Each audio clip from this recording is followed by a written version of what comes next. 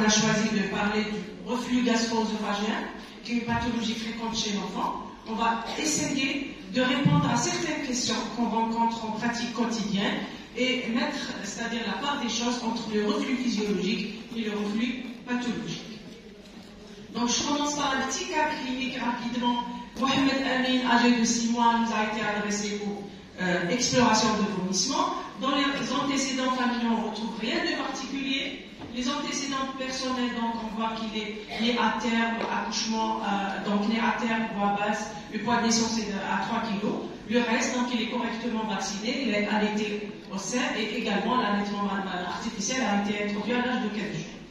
L'histoire de la maladie, ça remonte à l'âge de 1 mois, marqué par l'apparition de rejets de lait après chaque tétée, parfois avec effort, donc parfois ce sont des vomissements et parfois sans effort, ce sont des rejets, ce sont des régurgitations.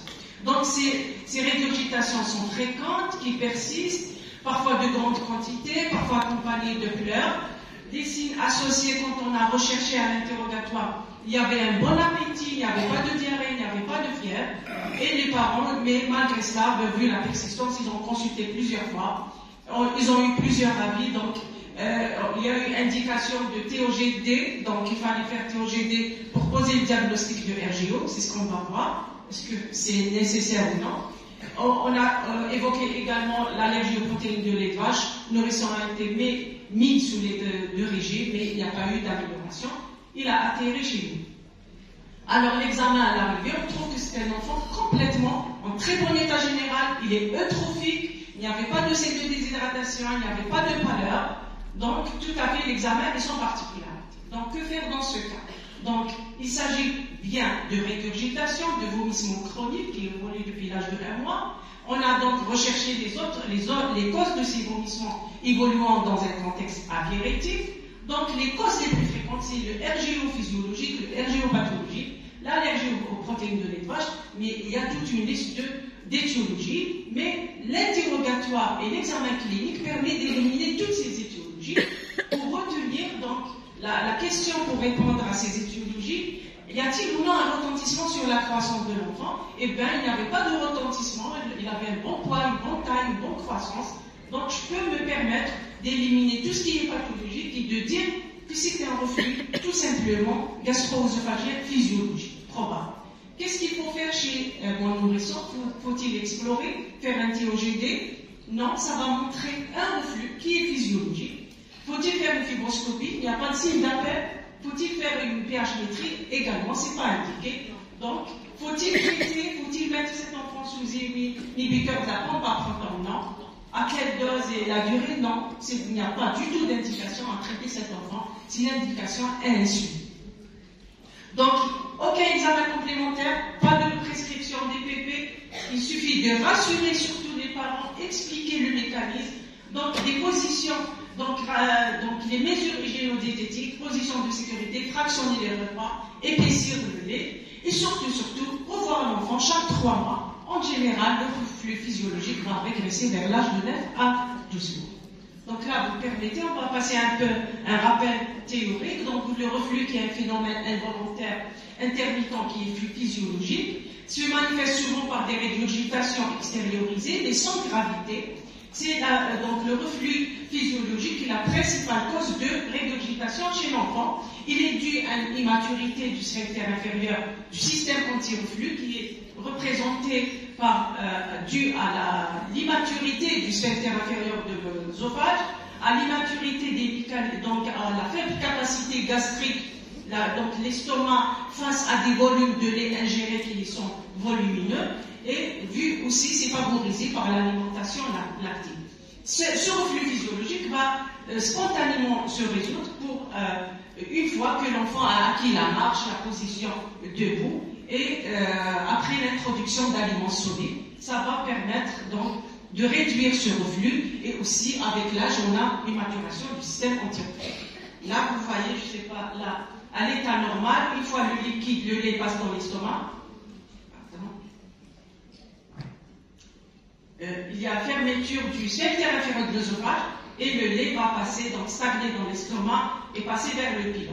Mais dans le reflux, à cause de l'immaturité du système anti-reflux, il y a passage du lait, de l'alimentation vers l'œsophage, et dans l'état pathologique, quand c'est pathologique, ça va entraîner des lésions au niveau de l'œsophage, mais heureusement, souvent, c'est physiologique, c'est sans conséquence. Donc, le RGO, il faut savoir distinguer entre le RGO physiologique et pathologique, et c'est ça, c'est-à-dire le défi quotidien.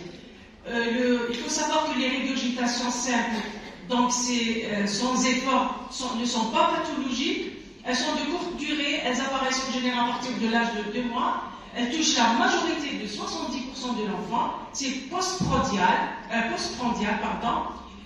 sont pas graves, parfois ça entraîne des pleurs, et souvent, surtout le problème, c'est une source d'anxiété, surtout pour les parents, mais souvent il n'y a pas de retentissement sur l'enfant.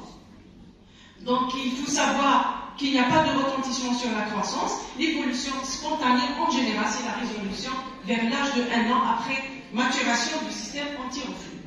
Alors, par contre, le reflux pathologique, il est considéré pathologique quand ce reflux provoque des symptômes gênants, c'est-à-dire négatifs, qui ont un impact négatif sur la santé de l'enfant, ou bien des complications. Les complications, c'est essentiellement l'œsophagite peptique, appelée l'œsophagite du reflux, qui est la complication la plus fréquente. Donc, ou bien quand ce reflux entraîne des manifestations extradigestives, essentiellement respiratoires ou bien orales. Le reflux pathologique, quels sont les signes gênants qui m'orientent vers le reflux pathologique? C'est souvent les régurgitations persistantes et excessives associées à un refus d'alimentation, avec cassure de la courbe pondérale. C'est des régurgitations associées à des pleurs persistants inhabituels et une irritabilité après chaque tétée, un retard de croissance, et surtout quand on a l'apparition de vomissements noirâtres, de vomissements qui est d'aspect marron chocolaté, qui correspond à une hématémèse, c'est-à-dire il y a une œsophagite, il y a une inflammation de la muqueuse œsophagienne. Donc par contre, une irritabilité, des pleurs isolés, sans retentissement sur la croissance chez un enfant, ça ne veut pas dire un reflux pathologique. Par contre, il faut avoir toute une liste d'associations.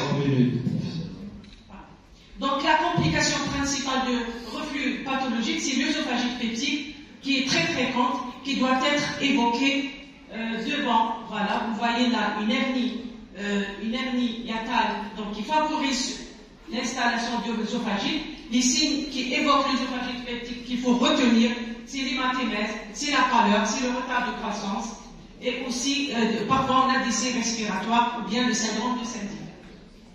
Là, vous voyez le diagnostic de l'œsophagite peptique. Là, c'est l'indication de faire la fibroscopie. Et là, vous avez un aspect de muqueuse œsophagienne érythémateuse. Là, on a les différents stades. Donc, l'œsophagite, au début, c'est une érythémateuse. Ensuite, on a des ulcérations. Quand elle n'est pas traitée, elle n'est pas diagnostiquée, donc ça évolue vers la sténose peptique. Donc, les signes de sténose peptique, c'est en plus de l'hématémèse, c'est l'anémie, c'est le retard de croissance, et au fil du temps, c'est l'installation de la dysphagie, d'abord au solide, ensuite elle devient totale. Et là, vous voyez l'aspect en TOGD, le TOGD, son intérêt, s'il va montrer la présence d'hernie hiatale ou non, mais aussi confirmer la présence du sténose et montrer sa longueur, sa sévérité. Voilà, vous voyez là. Et la sténose, si elle n'est pas traitée au long terme chez le grand enfant pour avoir un endobrachique œsophage. Donc pour le reflux, la pH-métrie n'a pas d'indication.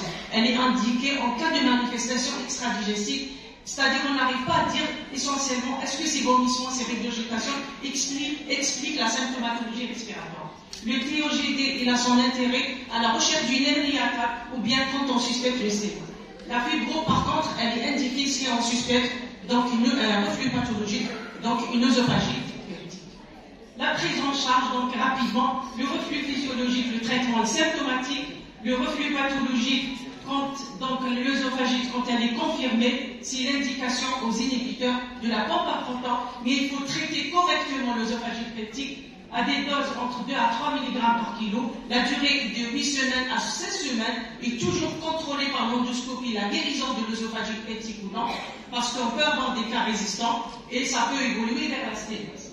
Et bien sûr, si on a un hernie hiatale, donc il faut orienter l'enfant vers la chirurgie pour l'intervention de médecin. Les causes d'erreur, souvent, donc je termine pour dire que la cause d'erreur, souvent, le diagnostic, on a un surdiagnostic de reflux pathologique qui mène le médecin à prescrire des inhibiteurs de pompe à proton. Donc, le reflux physiologique est le plus fréquent. Reconnaître le reflux pathologique devant la présence de signes d'alarme qui sont la cassure d'un cordon pondéral, la pâleur, la déshydratation, l'hématèmèse. Il faut traiter, quand on a un reflux pathologique, il faut le traiter correctement pour éviter l'évolution vers la sténose. Et voilà, traiter correctement. Et je vous remercie.